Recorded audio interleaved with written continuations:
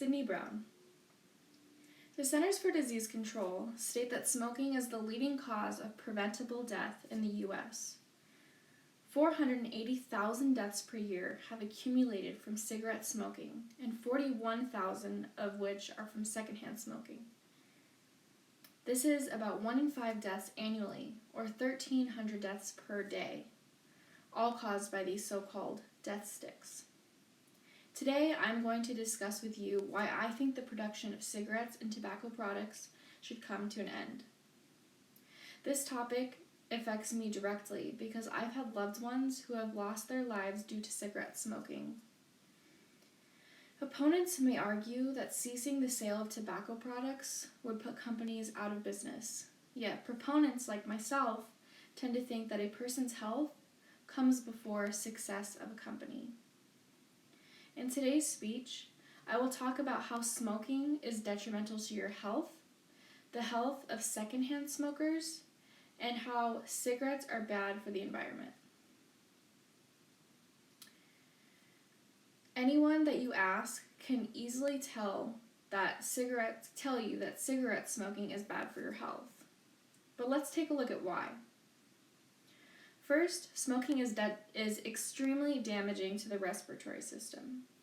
As stated by the CDC, some main diseases of the respiratory system that can be caused by smoking include lung disease,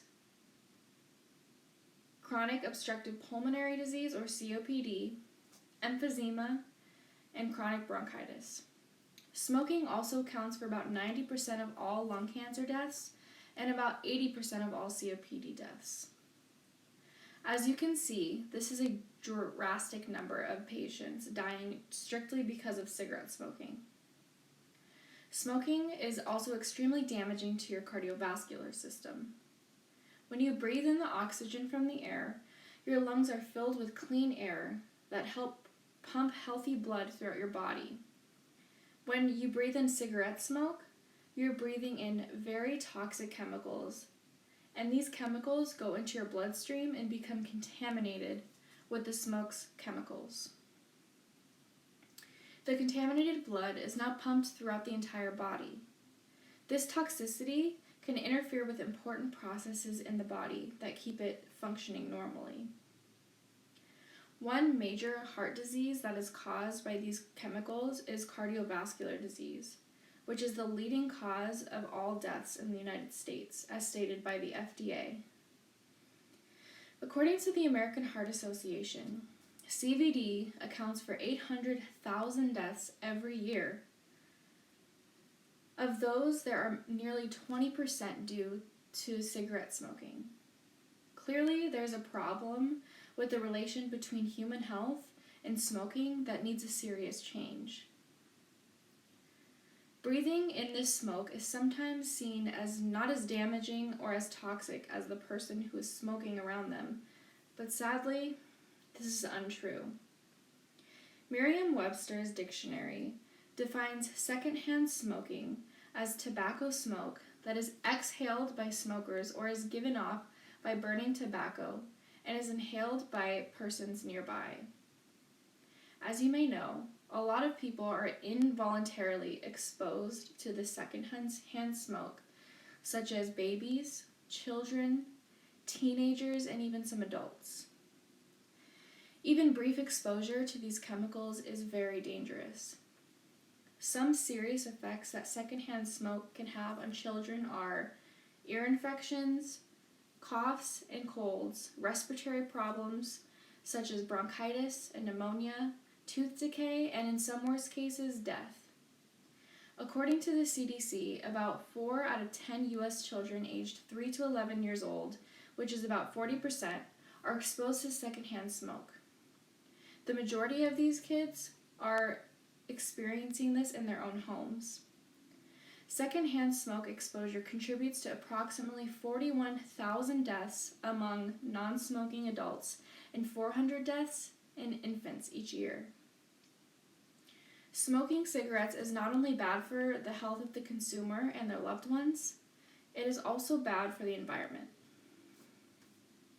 It is very likely that if you go outside your house right now and go for a walk around your neighborhood, you will be able to count a handful of cigarette butts you see on the ground.